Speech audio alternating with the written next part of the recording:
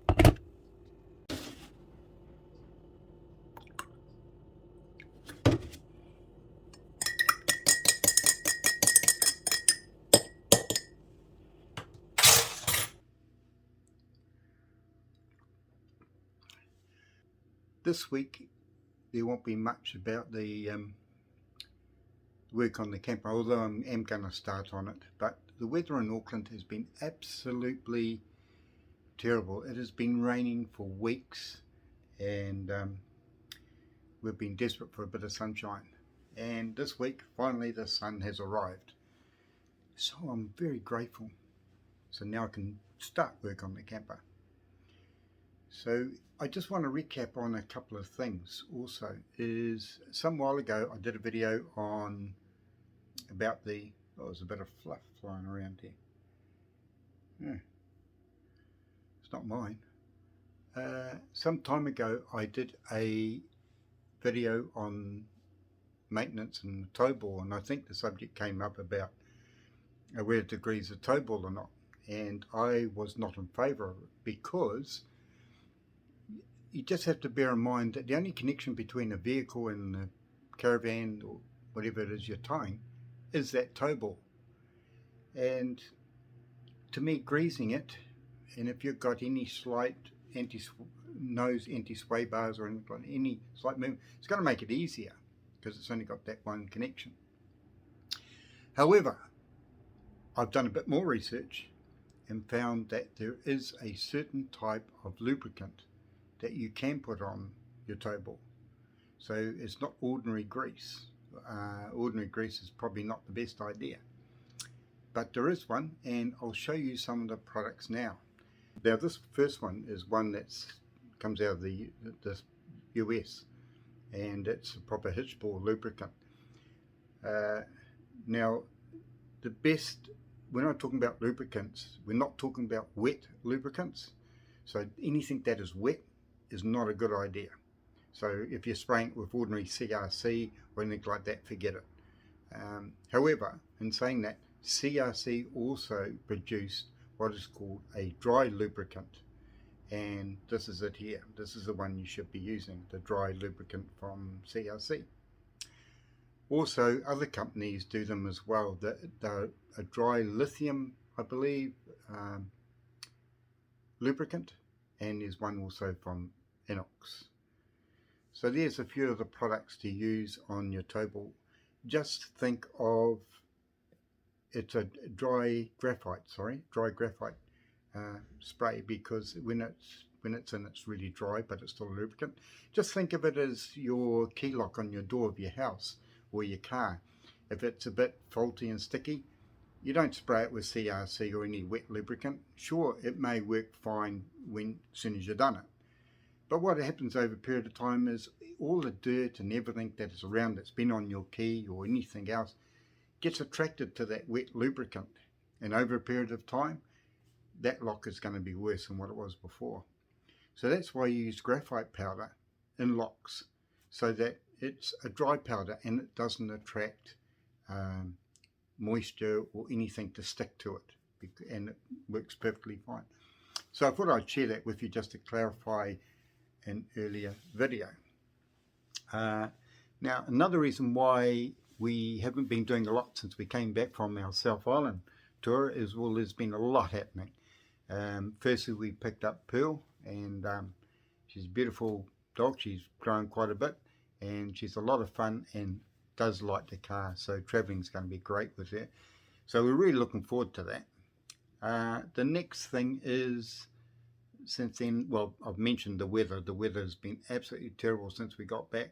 There's been floods, slips, and God knows what else around the country. But also, the house we're living in here is being pulled apart, all insulation being put in on the exterior walls. It's complete recladding, fully double insulated windows and new doors and things going in, and then there's all the grounds around outside, the decks, and we've even put in a little grass area for Pearl so she can go out there and do her bits and pieces, etc. And so with all that going on and having to be here to move vehicles around and do bits and pieces, it's sort of taken up a lot of our time. So, however, I am going to start on the camper, and I'm determined to start on the camper to get it up and running. So as I said, the first thing, if you look back on the videos, I've been mentioning time and time again, I've got to get the box on the back done. It's starting to irritate me a bit, so I'm going to start today. I don't know how far I'll get with it, but we'll start on it today. Now the box I'm going to put on the back is an Armagard box, which is from the UK, and it's very secure, very sturdy, and so we'll see how that goes. So first things first, on with the box on the camper. Okay, before removing anything off the back of the box, I'm going to give it a whole bit of lubricant spray, because some of those screws are fairly well, as you can see, rusted on. So I think the ones under there, yep, they are rusted on. So we'll get stuck into it.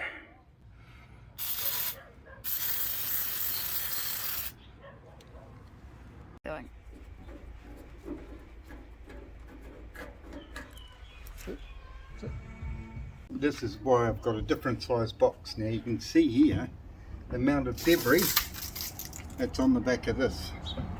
So I'm going to give this all a nice clean up before we put the new box on. So time for a clean. So here's the back now fully cleaned up, the old box now removed, and I've cleaned all the wall there, and also the chassis, given that a clean up as well. So as you can see, the old box was starting to deteriorate quite a bit, so time to replace it.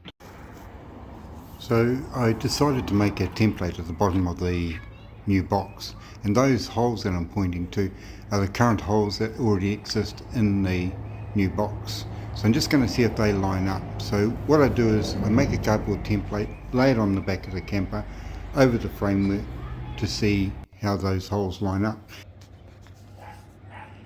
So as you can see, lined up to the front and to the back, I can't bring the box too much this way because I'm going to run out of room on the back, because the previous box actually stood out to about there. So I'm going to make it nice and flush with the frame. So there's the new box that's now fitted on the back, and I had to be very careful how I fitted it, because this lid, when it opens up, goes back further. So as you can see, there's not a lot of room there, but if I opened it, we'll just see how that goes. So as you can see, it's just enough there, so yep, that's good. I'm happy with that, but at least I'll be able to clean in the back here. We won't have all those leaves and goodness knows what else.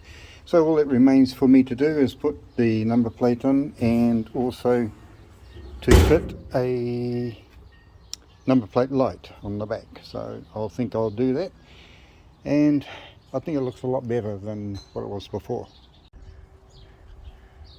Right, so that's it all done. I'm just going to see if a gas bottle will fit in there okay, and yep, certainly does. So I think that's quite a good improvement on the old box. I don't know, what do you think? And the last thing to do was make sure that that number plate light was working, and it is. So there you have it. The camper van will be off soon to get the box painted to match that fern on the side. So it's about all I can do at this stage. So catch you later. Bye.